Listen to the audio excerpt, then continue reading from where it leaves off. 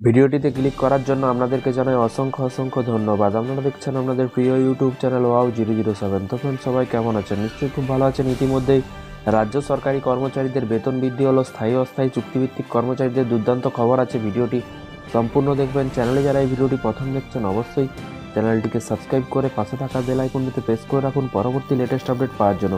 বছরের শেষে বড় ঘোষণা, এক ধাক্কায় রাজ্যের সমস্ত কর্মচারীদের 3,000 টাকা করে বেতন বৃদ্ধি হলো।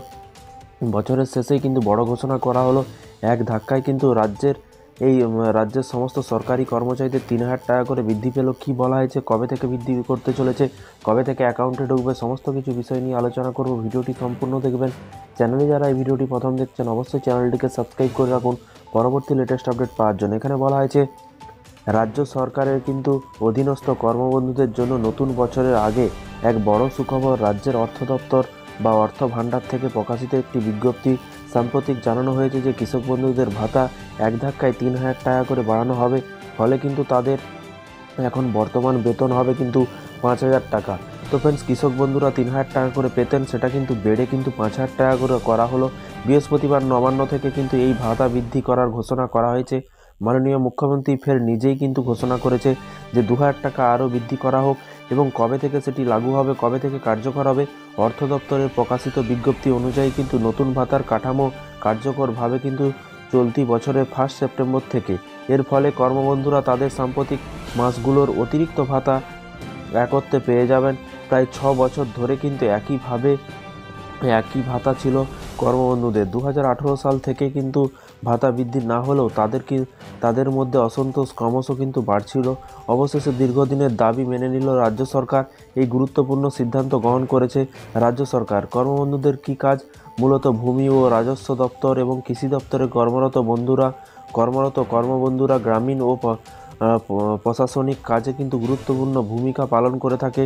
তারা দীর্ঘদিন ধরে ভাতা বৃদ্ধির দাবি জানিয়ে আসছিল, কিন্তু সেই দাবি তাদের এতদিন মানা হয়নি। বর্তমানে ভাতা বৃদ্ধি পাওয়ার নতুন ভাতা কাঠামো তাদের জীবনে আর্থিক সুরাহা আনবে বলে কিন্তু আশা করা যাচ্ছে। ভাতা বৃদ্ধি ঘোষণায় কর্মবন্ধুদের মধ্যে খুশির আমেজ দেখা গেছে এবং একজন কর্মবন্ধু জানান যে এই ভাতা বৃদ্ধি তাদের অনেক সমস্যার সমাধান করবে এবং রাজ্য সরকারকে তারা ধন্যবাদ জানিয়েছে।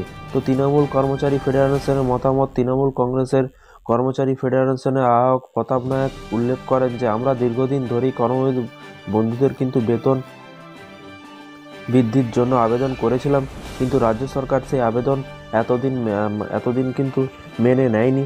এরপর এতদিন পর রাজ্য সরকার আমাদের এই দাবি মেনে নেওয়ায় আমরা খুব খুশি।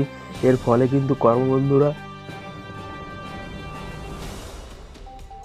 অনেকটাই কিন্তু লাভবান হবেন। মুখ্যমন্ত্রী মমতা বন্দ্যোপাধ্যায়ের এই উদ্যোগে কিন্তু কর্মবন্ধুদের জন্য একটি বড় উপহার। নতুন ভাতা কাঠামো কার্যকর হলে কিন্তু তাদের আর্থিক অবস্থা আরও কিন্তু উন্নতি হবে এবং দীর্ঘদিনের দাবি সমাধান হবে। তো ফ্রেন্ডস, বিষয়টি বুঝতে পারছেন। এই ছিল আজকে একটি ছোট্ট আপডেট। এই ধরনের প্রতিদিন সরকারি কর্মচারীদের লেটেস্ট আপডেট পেতে চ্যানেলটিকে সাবস্ক্রাইব করে রাখুন পরবর্তী নতুন আপডেট পাওয়ার জন্য। ভালো থাকবেন, সুস্থ থাকবেন। স্থায়ী অস্থায়ী চুক্তিভিত্তিক কর্মচারীদের লেটেস্ট আপডেট পাওয়ার জন্য চ্যানেলটিকে ফলো করতে ভুলবেন না।